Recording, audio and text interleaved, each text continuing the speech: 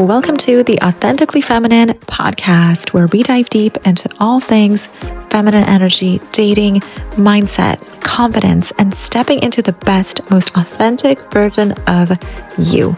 I'm your host, Darya, founder of The Wealthy Wonder Woman, and I'm so glad that you're here. I hope you enjoyed today's episode, and let's dive in. Hello, everybody, and welcome to another episode of the Authentically Feminine podcast. My name is Darya, and I am your host. Today, I have something very special to share with you. It's a really interesting story, and it's a way that you can overcome that feeling of self-doubt, the feelings of fear, the feelings of procrastination. And I'm going to share something with you called the moment of nothing that you can use in order to get over a fear, in order to set a boundary, in order to just show up in a way that is going to make you feel proud of yourself. So a couple of months ago, I decided to go live on Instagram. Now, this was going to be my very first Instagram live, and I was super nervous about it, but I thought, okay, I need to do it, right? I've never done it. It's something new. It's something that I need to try.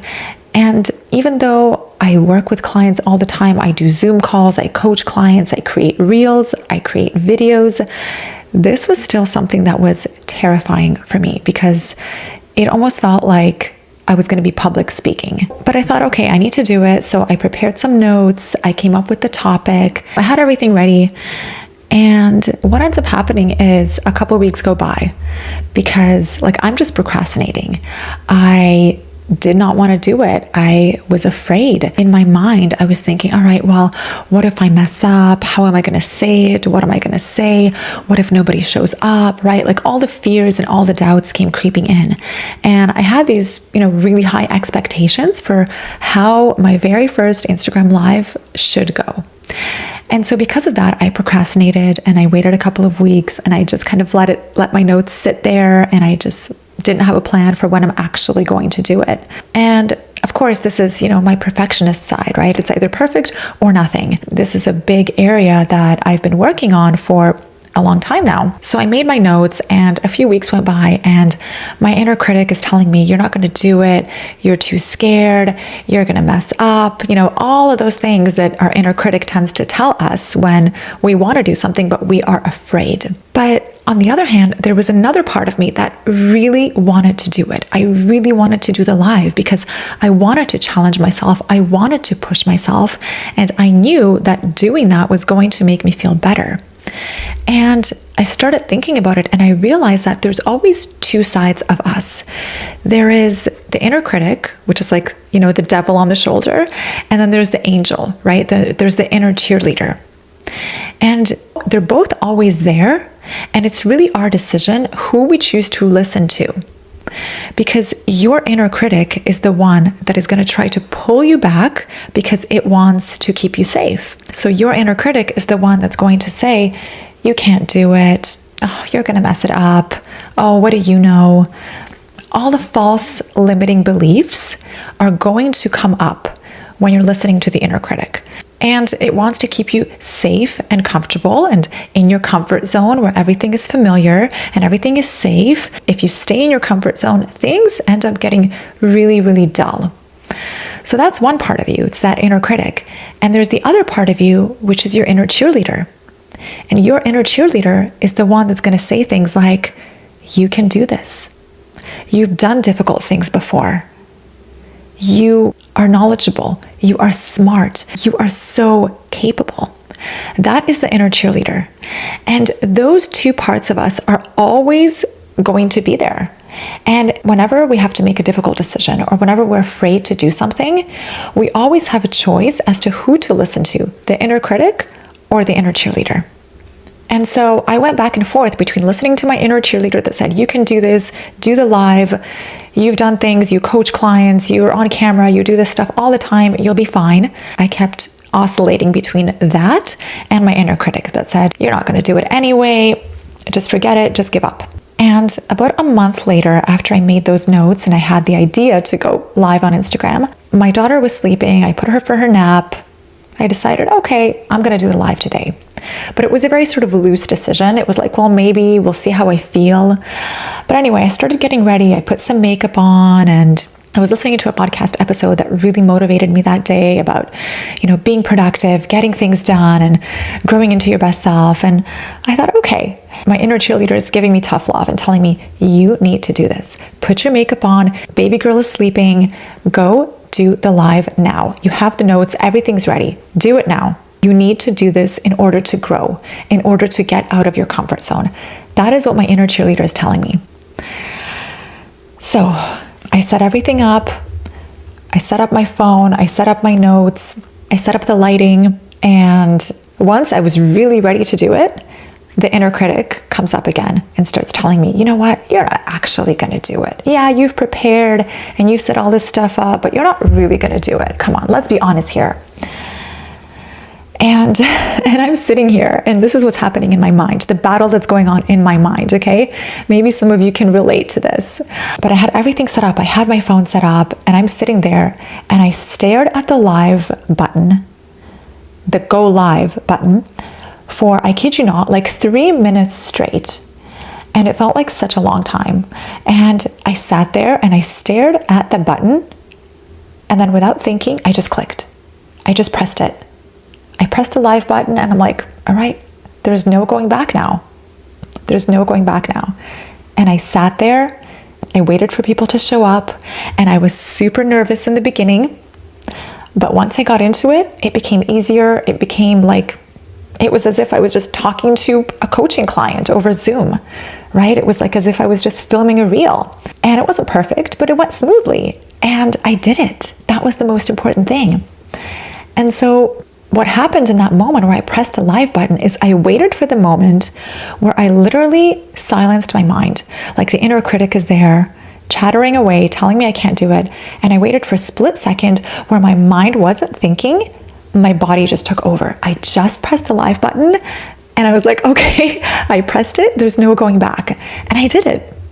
And it felt so good to have done that, to have overcome that thing that I was so afraid to do.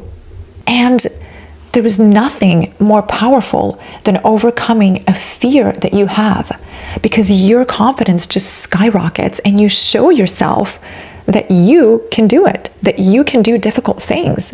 You don't have to listen to that inner critic. And it's just such an amazing feeling. And so the hack is using what I call the moment of nothing, which is what I did. It is when I sat there, I stared at the live button for 3 minutes, and I'm listening to my inner critic chattering away this whole time, telling me, you're not really going to press the button, you're not going to do it. And I waited for the split second when my mind was still. And that was the moment of nothing. And I pressed it, and my body took over. My finger just pressed the live button, and I did it. And the funny thing is, when I think back, I have used this technique without actually realizing it in the past. So when I was about 10 years old, my parents used to send me to summer camp.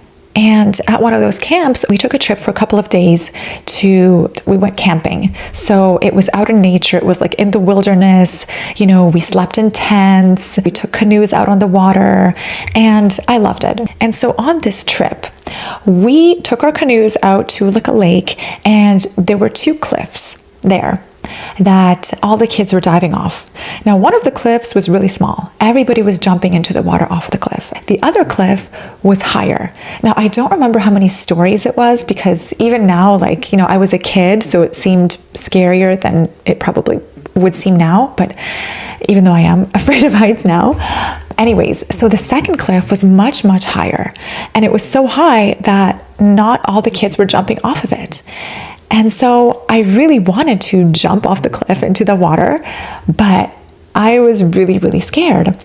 And so I told myself, okay, I'm going to go climb up there, and I'm going to decide once I get there. Kids that were more brave, they were just diving in. And I climbed up there, and I'm standing on the top of this cliff, and I'm looking down, and I'm like, oh my goodness, this is so scary. I'm not going to do it. There is no way. And at the time, my inner critic was telling me, you can't do this. Just climb back down. It's too high. And I just remember that I concentrated on the water below for, I don't know, a good minute or something like that. I concentrated, I looked down, and I literally just pushed myself off. I jumped in. It was scary. I was like, I was, screaming the whole way down, dove into the water. It was so exhilarating, so much fun. And then I came out and I was like, yeah. And I was just so proud of myself. Even then, at 10 years old, I realized that I was using that moment of nothing, the moment where the inner critic was just still for 1 second and my body just did the work. I wasn't thinking, I just pushed myself off. And so I guess the reason that memory is so vivid in my mind is because I felt so good about overcoming that fear. And that's the exact same thing that I did when I decided to go on Instagram Live. And so when you do scary things, it really boosts your confidence and you grow. And every time you do something scary and you overcome it, you grow and you grow and you grow and you grow. And it is just the best feeling ever. When I started coaching clients, the very first time I started coaching clients, even the idea of actually coaching clients was so scary to me. I was like, there's no way I'm going to do this.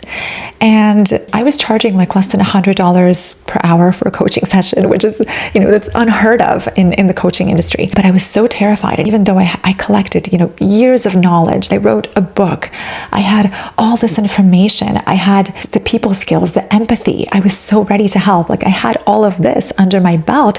I was terrified. I spent hours preparing. And once I did it, I thought, oh my goodness, like I can do this. I can do this. And again, my confidence just skyrocketed. And now, of course, I coach clients all the time. I heard this quote recently that a lot of the time we are afraid of something, not because we can't do it, but because it's new. And we have to remember that our body, our nervous system, and all parts of us are trying to keep us safe. That is why the inner critic always shows up and says, don't do it. It's not safe. Just stay where you are. It's comfortable here. You'll be good here. This is why that happens. But the truth is that all growth is on the other side of that. And if you are afraid of something, chances are you need to do it. You need to do it. And once you do it and you overcome it, it is the best feeling in the world. That is where your growth actually happens, because you're proving to yourself that you can do hard things. And in the future, what happens is something difficult comes up that you want to do, and you tell yourself, oh, but I've done hard things in the past. I've done difficult things in the past. Therefore, I can do this. I can do something difficult again. But if you always stick to the easy way out and you never push yourself, then there's always going to be a part of you that's going to believe that you cannot do hard things because you've always just done the easy things, right? So it's really important to push yourself sometimes. And so if you're in a situation where you want to do something difficult, like maybe you want to say something to somebody, maybe you want to set a boundary with somebody, maybe you want to try something that you're afraid of, right? Try something physically. Maybe you have a business and you want to take it to the next level and you want to do something that's new for you. When you want to do something that is new, ask yourself, who is making the decision right now? Is my inner critic making the decision, or is my inner cheerleader making the decision? And if it's your inner critic, then you know that it is just a safety mechanism. And you need to go the other direction. You need to listen to the inner cheerleader. And so if you want to try this technique that I call the moment of nothing, here's how you do it. Number one, decide what it is that you want to do. So have a clear intention, a clear action step. Maybe it's that you want to confront somebody, set a boundary with somebody, a family member, a friend. Maybe you want to say no to somebody and you've been afraid to do this. Maybe you want to dive off a cliff like I did. Maybe you want to stand up for yourself in a situation that has been difficult in the past.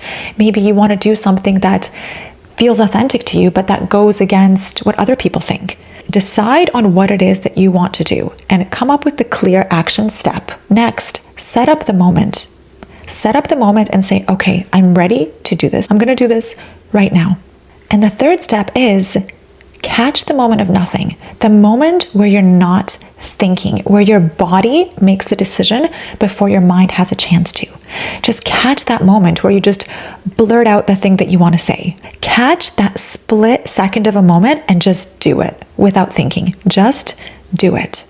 It's almost like doing something impulsively, but with intention, right? Because you have the intention to do something, you know what you want to do, or you know what you want to say, and you have set up the moment, you know what's going to happen now, and then you act impulsively. You just push it out of yourself. You just push yourself off the cliff into the water, right? So that is how you use the moment of nothing in order to get over your fears. And the only way to truly get over your fears is to face them.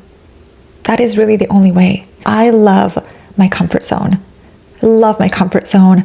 I've always had a difficult time setting boundaries with others, saying no, and being my authentic self. But when you do this, when you can step out of yourself and you do the thing that scares you, the reward is 1,000 times greater. A moment of discomfort for endless growth and endless happiness. And you are going to feel like you have so much more respect for yourself when you make a decision that you want to do, but you're afraid to do. So that's all I have for you today. I really hope that this episode was helpful for you. If you enjoyed it, please leave me a rating, leave me a comment, share it with somebody who needs to hear it. If you're on YouTube, leave me a comment below. And thank you for watching. Thank you for listening. I will see you next time on the Authentically Feminine podcast. Before you go, I just want to say thank you so much for listening to today's episode of the Authentically Feminine podcast. I hope you're inspired. I hope you received tons of value. And if you want to dive deeper and you'd like to be coached by me, you are more than welcome to reach out to me at hello@wealthywonderwoman.com, or you can go to my website, wealthywonderwoman.com. I am here to support you. And my final reminder for you is that you are incredible, you are radiant, and you are so worthy. Thank you so much, and I'll see you next time. Bye-bye.